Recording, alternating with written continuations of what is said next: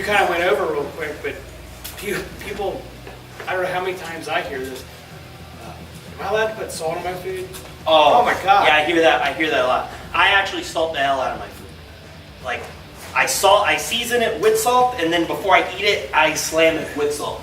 Yeah. And Terrence is with I trained under Matt Porter for some time, and Matt Porter is huge on make sure you're salting all your foods. Yeah.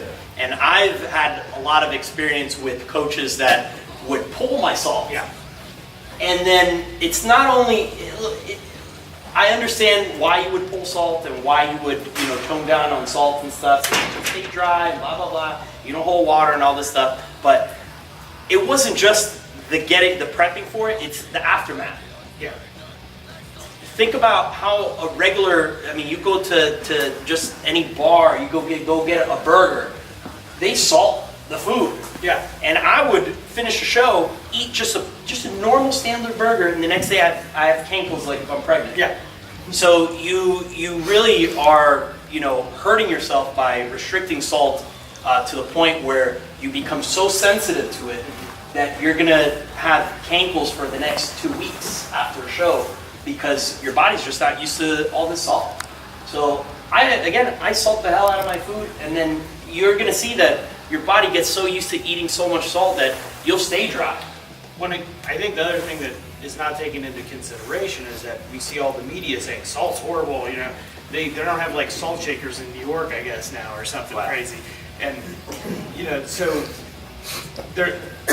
they got this like demonization of salt. Well, the reason is because, like you said, restaurants they use salt, they use a lot of sodium. People eat prepackaged meals, they eat fast food, they eat all this stuff. So they're getting tons of salt. We're making our food on our own. We're not making it like with some kind of sodium mixture that a company put into a prepackaged microwavable meal. So we're not getting that. We have to add the salt.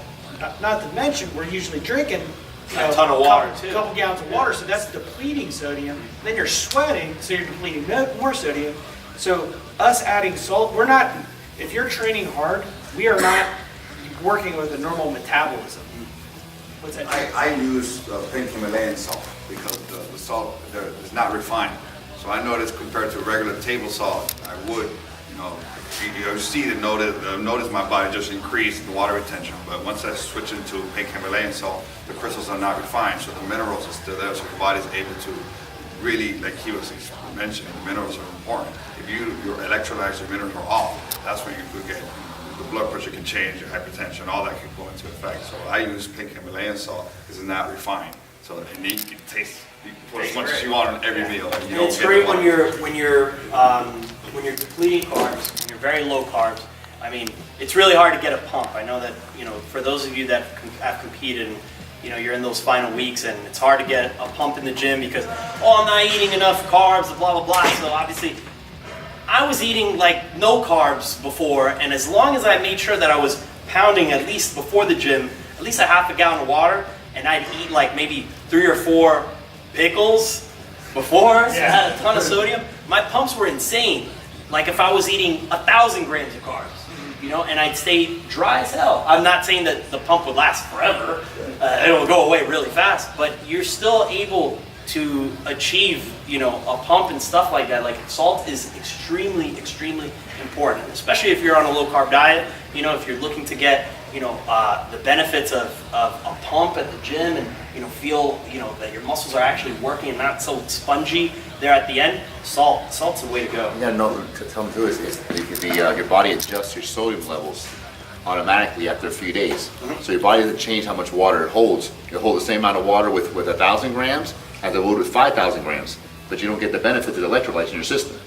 So you need that sodium potassium pump to get everything in and out of your cells, the water in your cells. You're 70% water, but you can't get nothing to your cells. That's when people say, I'm tired from my diet. You're not tired from your diet, you're tired because you have no electrolytes. Back in the 60s, University of Florida made Gatorade for their athletes, the electrolytes, and now we come now and we're trying to take that away from your diet. And like, we went through a revolution 50 years ago to get, athletes to have electrolytes. Now we want to take them out of your diet, especially when you're low carb, you're in a high protein diet, which naturally dehydrates you, and you don't have any sodium to help your body hold the water you want to have.